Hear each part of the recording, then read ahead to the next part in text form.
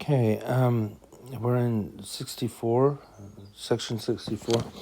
I'm going to start on 34. We read that, I think, yesterday, but I think it ties in really well with what's going to be said next. Behold, the Lord requireth the heart and willing mind, and the willing and obedient shall eat the good of the land of Zion in these last days. And the rebellious shall be cut off out of the land of Zion, and shall be sent away, and shall not inherit the land. For verily I say, the rebellious are not of the blood of Ephraim, wherefore they shall be plucked out. Behold, I the Lord have made my church in these last days like a judge sitting on the hill in a high place to judge the nations. For it shall come to pass that the inhabitants of Zion shall judge all things pertaining to Zion. And the liars and the hypocrites shall be proved by them, and they who are not apostles and prophets shall be known. And even the bishop, who is a judge, and his counselors, if they are not faithful in their stewardships, shall be condemned, and others shall be planted in their stead. For behold, I say unto you, that Zion shall flourish, and the glory of the Lord shall be upon her, and she shall be an ensign unto the people, and there shall come unto her out of every nation under heaven. And the day shall come, and the nations of the earth shall tremble because of her, and fear because of her terrible ones. The Lord hath spoken it. Amen. So just picking it apart, I guess, a little bit more. I just felt like that just reading through it this time might help with the flow.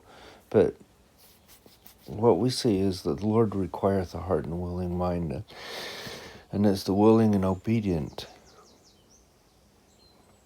that eat the good of the land of Zion. And then he says that the rebellious shall be cut off, and that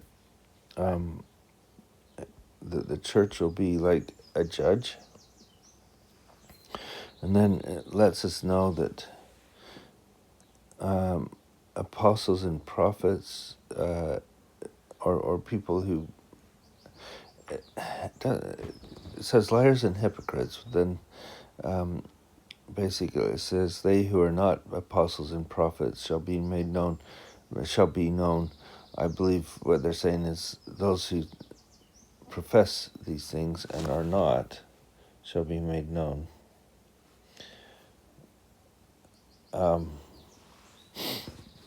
And then it says even the bishop who is a judge and his counselors, if they are not faithful, stewardship shall be condemned, and others planted in their stead. He's letting them know that he requires that heart and the willing mind, and that if you don't have that,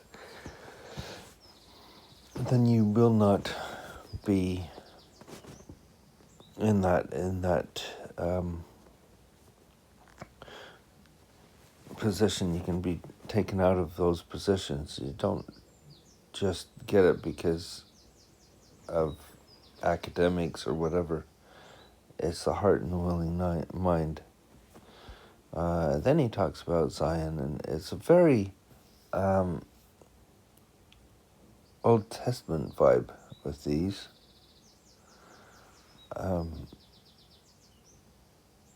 In how it sounds.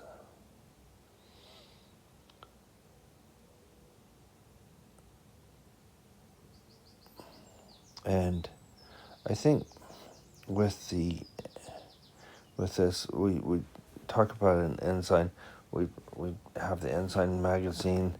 I think anybody growing up with the Ensign magazine, which is Leah Hona now, I believe, throughout the church.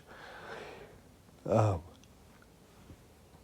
anybody growing up with the Ensign knew Ensign to be the standard bearer, or the banner which people flock to. And so it's being called that.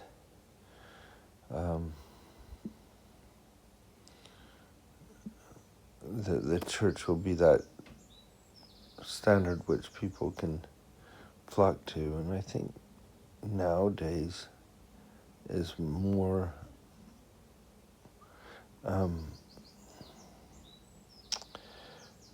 what's the word? People are flocking to the church as an ensign, and these things are coming. Often the day shall come when nations of the earth shall tremble,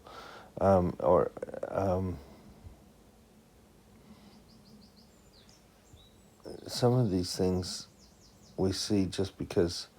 This one, when I was reading it, the day shall come when the nations of the earth shall tremble because of her, and shall fear because of her terrible ones. That sounds really ominous, and thinking, well, gosh, what's going to happen here? As they're going to be like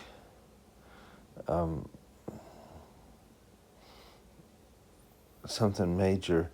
And the more I pondered on it, the more I thought of how the missionary work goes about, and temple work goes about, and just keeps going, and how it affects people. It just I just picture the terrible ones.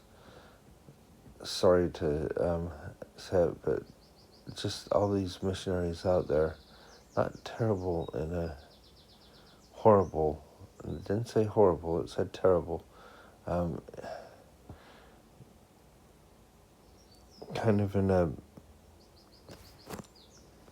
powerful way rather than a horrible way. I'm just going to go to define. I'm not even going to, if it'll let me.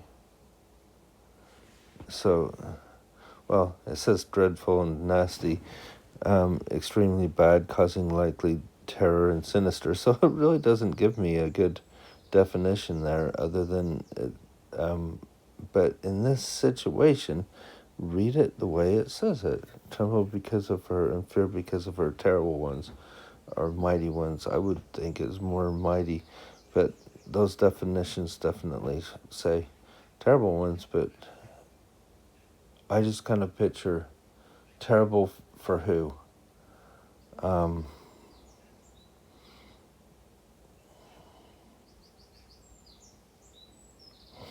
And if it's for those that stand against the church, yeah, they're going to seem terrible in the sense of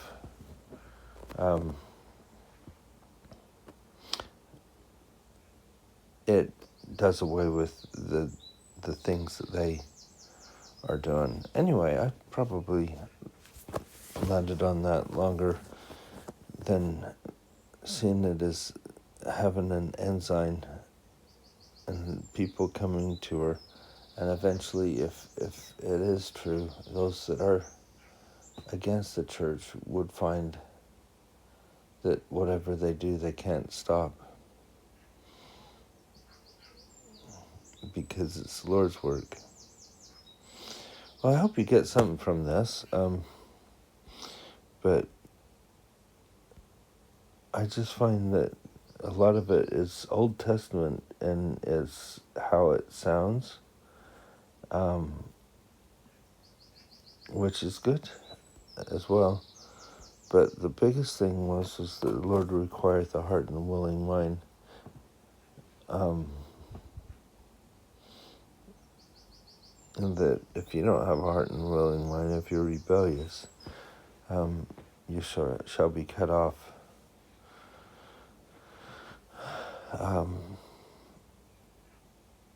So I'll just leave it there today. Just have that heart and willing mind. I hope you have a wonderful day, and we'll see you tomorrow.